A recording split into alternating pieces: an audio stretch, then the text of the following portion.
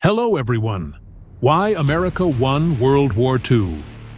We are diving into the three massive reasons that turned a nation of 130 million people into the greatest military and industrial power in human history.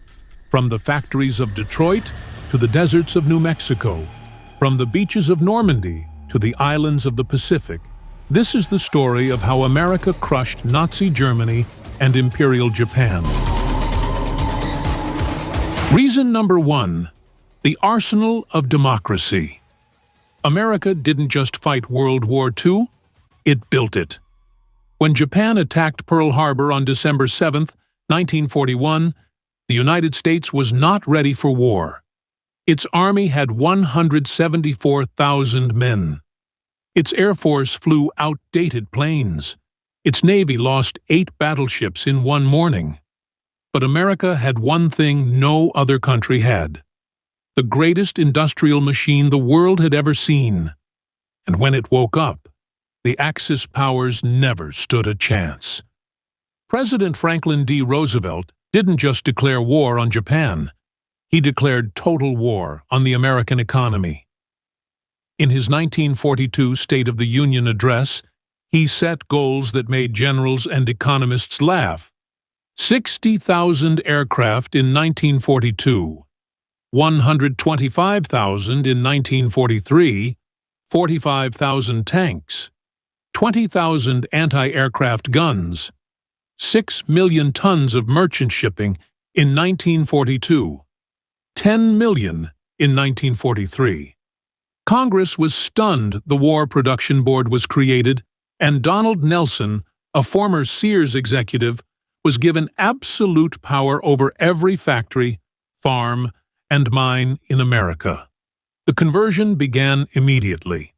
Car factories stopped making cars and started making tanks. Ford's River Rouge plant, the largest industrial complex in the world, halted civilian production on February 10, 1942. By the end of the war, it had built 8,685 B-24 Liberators, 57,000 aircraft engines, and 277,000 Jeeps. Chrysler's Detroit Tank Arsenal, a brand-new facility, rolled out its first M4 Sherman tank in April 1942. By 1945, it had produced 25,000 Shermans. General Motors converted 23 plants and produced 119,000 aircraft engines, 350,000 trucks, and 1.9 million machine guns. Even companies that had never made weapons joined in. IBM produced M1 carbines. Singer sewing machines made bomb sights. Lionel trains made compasses. Coca-Cola built 64 bottling plants in war zones, shipping 10 billion bottles of Coke to troops around the world. Shipbuilding became a national obsession. Before the war, America built 100 merchant ships a year. In 1941, it built 106. In 1942, 733. In 1943, 1,799. The Liberty Ship program, led by Henry J. Kaiser, standardized every part so completely that components were interchangeable across 18 shipyards. Kaiser's Richmond shipyard in California launched a ship every 10 days. Then, on November 12, 1942, they did the impossible. The SS Robert E. Peary was built from keel to launch in 4 days, 15 hours, and 29 minutes, 10,500 tons, fully equipped.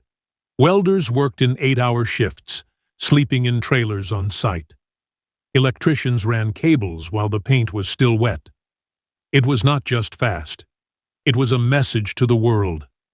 America can build anything, anywhere, anytime. Aircraft production was even more staggering. In 1940, America built 6,000 planes. In 1941, 19,000. In 1942, 47,000. In 1943, 85,000.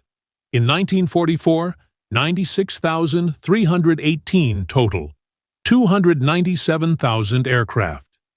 Boeing's Seattle plant produced a B-17 Flying Fortress every 6 hours. Consolidated's San Diego plant rolled out a B-24 Liberator every 63 minutes. The Willow Run plant in Michigan, built by Ford, was 1 mile long and covered 3.5 million square feet. At peak production, it produced a B-24 every 58 minutes. Workers lived in trailers, ate in cafeterias, and worked 12-hour shifts. One woman, Geraldine Hoff, welded 65 B-24s in a single month. She said, "We didn't sleep, we didn't eat. We just built." Women were the secret weapon of the war effort. 6 million American women left their homes and entered the workforce. They became welders, riveters, machinists, electricians, and engineers. The icon of this movement was Rosie the Riveter.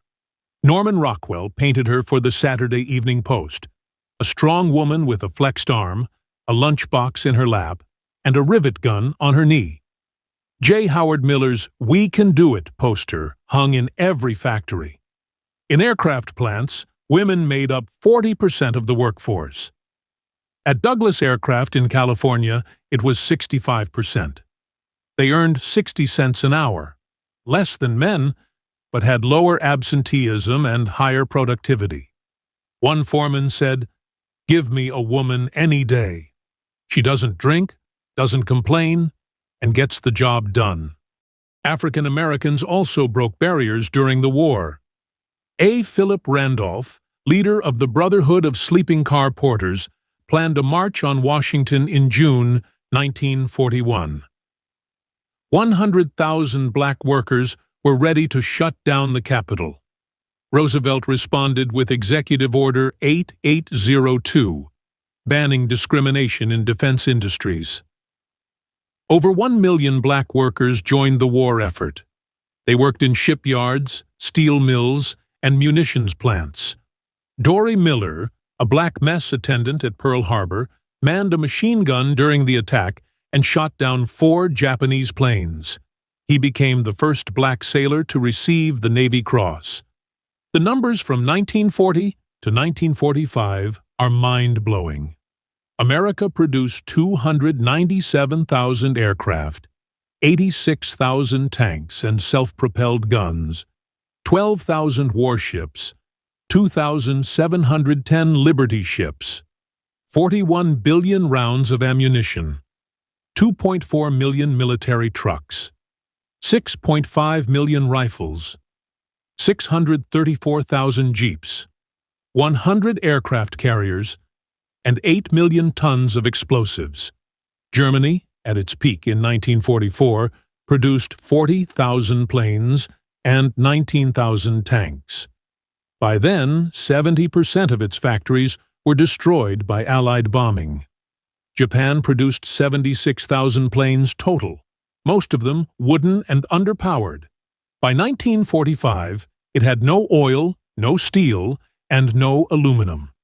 American submarines had sunk 55% of its merchant fleet. America was safe. No bombs fell on Detroit. No U-boats attacked Los Angeles.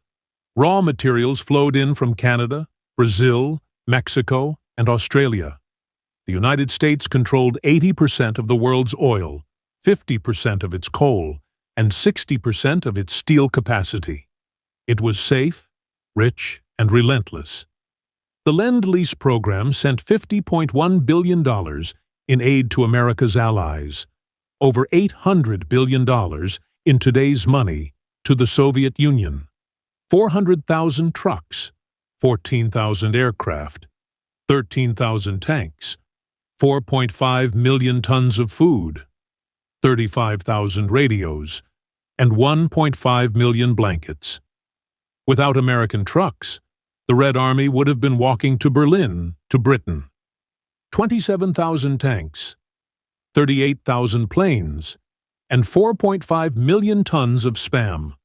One Soviet marshal later said, "Without spam, we wouldn't have won."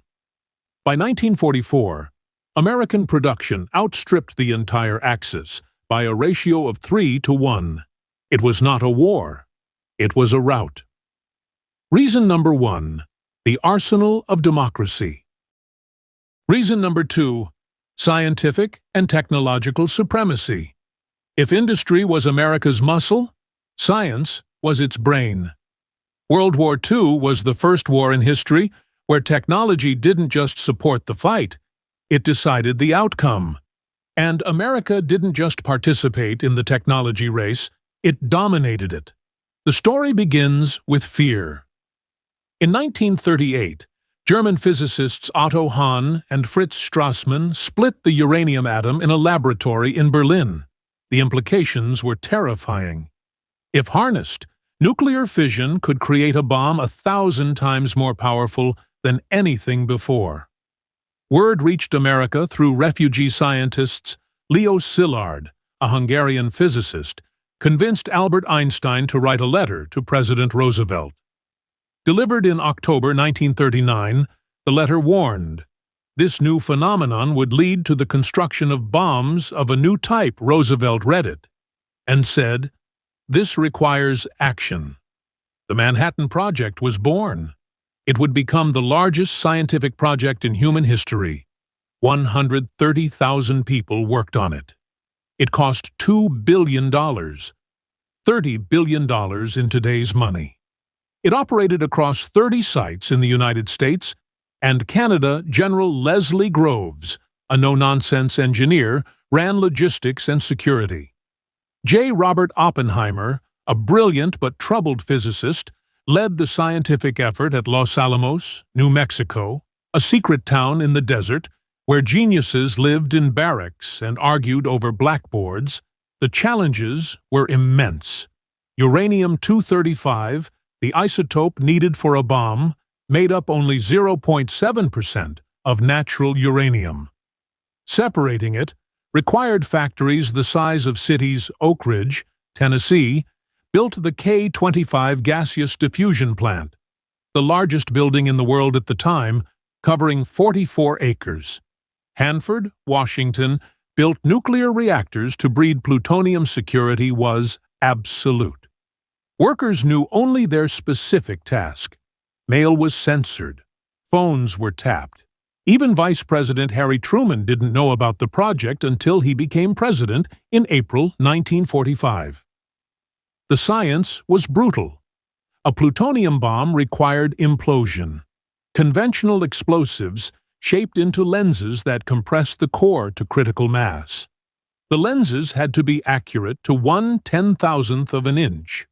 One mistake, and the bomb would fizzle. Scientists worked 18-hour days. Richard Feynman, a young physicist, played bongos to stay awake. Enrico Fermi built the first nuclear reactor under a squash court at the University of Chicago. On December 2, 1942, it went critical. The atomic age had begun. The Trinity test came on July 16, 1945, at Alamogordo, New Mexico. The gadget, a plutonium implosion device, sat on a 100-foot tower. At 5:29 a.m., it detonated with the force of 21 kilotons of TNT. The flash was brighter than 1,000 suns. The shockwave knocked observers off their feet 10 miles away. The mushroom cloud rose 7.5 miles high. Oppenheimer quoted the Bhagavad Gita, "Now I am become death, the destroyer of worlds." 3 weeks later, the world changed forever. On August 6th, the Enola Gay, a B-29 superfortress piloted by Colonel Paul Tibbets, dropped Little Boy, a uranium gun-type bomb, on Hiroshima. It exploded 1,900 feet above the city. 80,000 people died instantly. 60,000 more died by the end of the year. 3 days later, Fat Man, a plutonium implosion bomb, was dropped on Nagasaki. 40,000 dead. On August 15th, Emperor Hirohito spoke on radio for the first time in history. He announced Japan's surrender. The war was over, But the atomic bomb was just the finale. America dominated every field of military technology. Radar. The British invented it, but America perfected it. The MIT Radiation Laboratory developed microwave radar. Shrinking sets from room-sized to handheld, the SCR-270 radar detected the Japanese attack on Pearl Harbor. But the warning was ignored.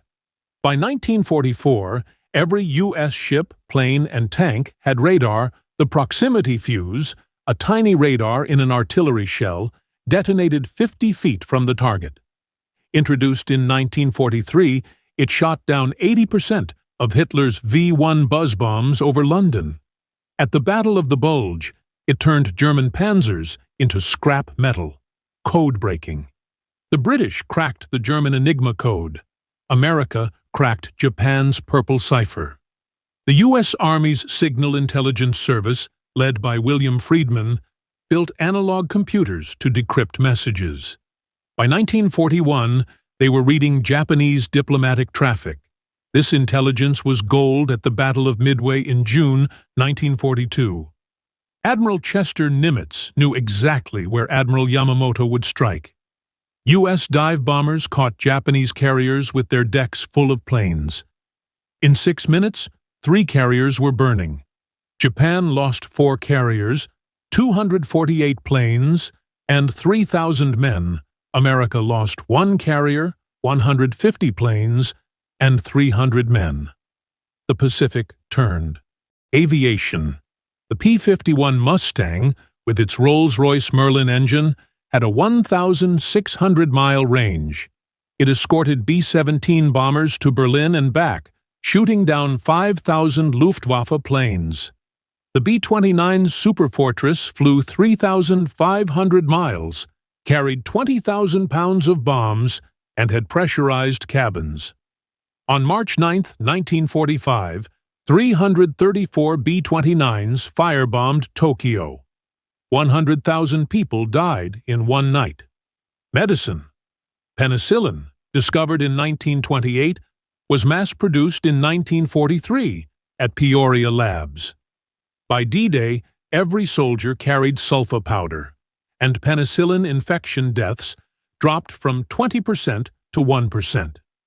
Blood plasma, developed by Dr. Charles Drew, saved thousands of lives.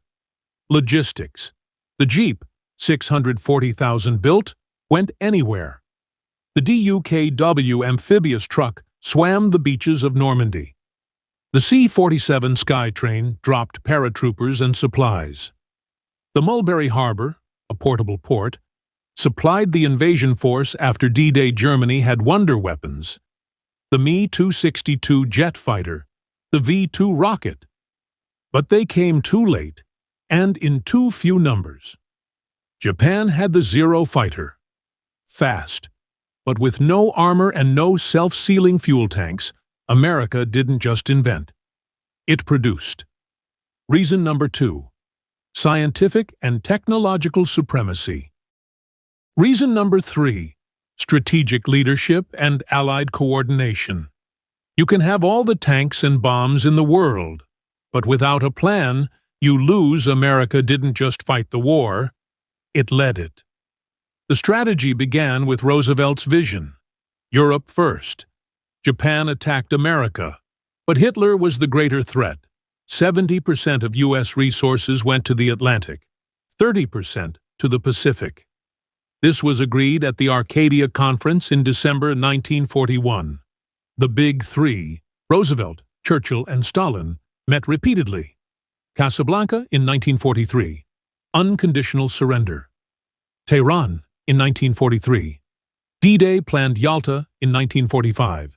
The post-war world shaped. Lend-Lease was the lifeline. $50 billion in aid. To the Soviet Union, trucks, planes, food. To Britain, destroyers, bombers, spam. Without it, the Allies would have collapsed in 1942. D-Day, June 6, 1944. General Dwight D. Eisenhower commanded the largest invasion in history. 156,000 troops, 5,000 ships, 11,000 planes. Operation Fortitude fooled Hitler into guarding Calais. Omaha Beach was bloody, 2,400 casualties. But the beachhead held General George Patton's Third Army broke out and raced across France. Paris was liberated on August 25th. Berlin fell on May 8, 1945. In the Pacific, the strategy was island-hopping generals Douglas MacArthur and Chester Nimitz bypassed strong Japanese garrisons and took only the key islands. They built airfields. B-29 bombers struck Japan from closer range. At Leyte Gulf, in October 1944, the largest naval battle in history, America had 34 aircraft carriers. Japan had 4. Japan lost 3 battleships, 4 carriers, and 10 cruisers. Its navy was finished. American leaders were legends. Eisenhower coordinated the Allied effort. Patton raced across Europe. MacArthur returned to the Philippines.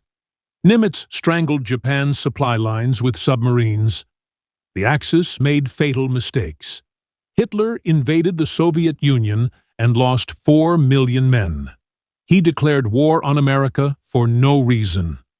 Japan attacked Pearl Harbor and united 130 million Americans. It got stuck in China and drained its resources. America won with unity, adaptability, and air and sea power. Reason number 3, strategic leadership and Allied coordination. Conclusion: 3 reasons made America victorious. The arsenal of democracy, scientific and technological supremacy, strategic leadership and Allied coordination. America entered the war weak. It ended it as the world's only superpower. The world was changed forever.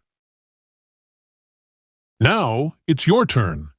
In the comments, tell me, was dropping the atomic bomb justified? Like this video, share it with a friend, and subscribe for more deep dive history. Thanks for watching. See you in the next one.